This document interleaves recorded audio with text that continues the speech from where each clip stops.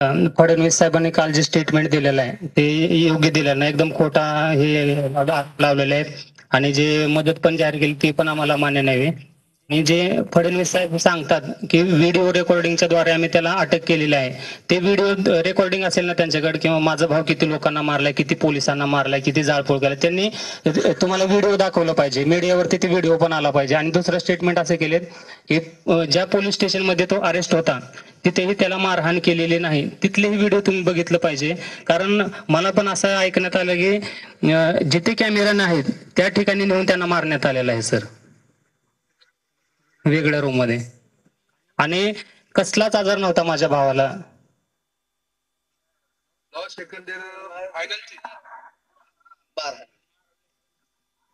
जो काही मृत्यू झाला तो पोलिसांनी त्यांच्या ताब्यात असताना त्याला जी मारहाण केली त्यामुळेच हे शेवटी तो हे जग सोडून गेला.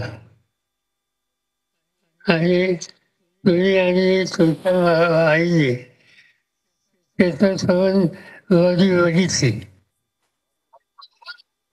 आणि त्याच्यावर होते त्याच्या मारण्याचं स्थिती हे तुम्हाला बघता आलं.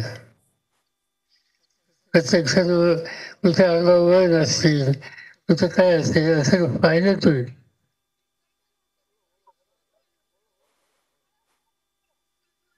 वय वय असतील ना.